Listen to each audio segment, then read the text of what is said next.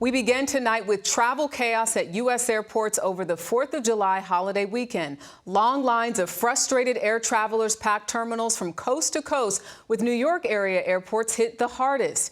Passengers have faced more than 26,000 flight delays and more than 1,500 cancellations since Friday, but conditions are slowly improving.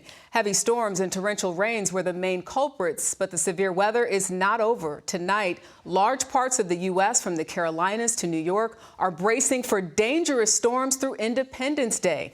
CBS's Elaine Quijano starts us off tonight from Newark International Airport. Good evening, Elaine.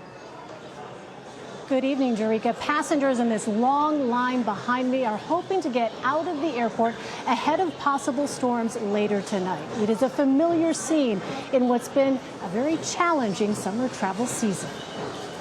Airlines are trying to bounce back as airports brace for the crush of passengers heading home after a long 4th of July weekend. I'm hoping that I traveled the right time here, and I'm hoping that going back is the right time as well. On Friday, TSA officers screened more than 2.8 million people across the country, a record, beating their previous high set the Sunday after Thanksgiving in 2019. This comes on the heels of an especially frustrating travel week, with more than 49,000 flights delayed and more than 8,000 canceled between June 24th through the 30th, in part due to severe weather. When there's a disruption, there is no flexibility left, no wiggle room in the system to accommodate the displaced passengers. Multiply that by problems in many cities for many days, and you have the chaos.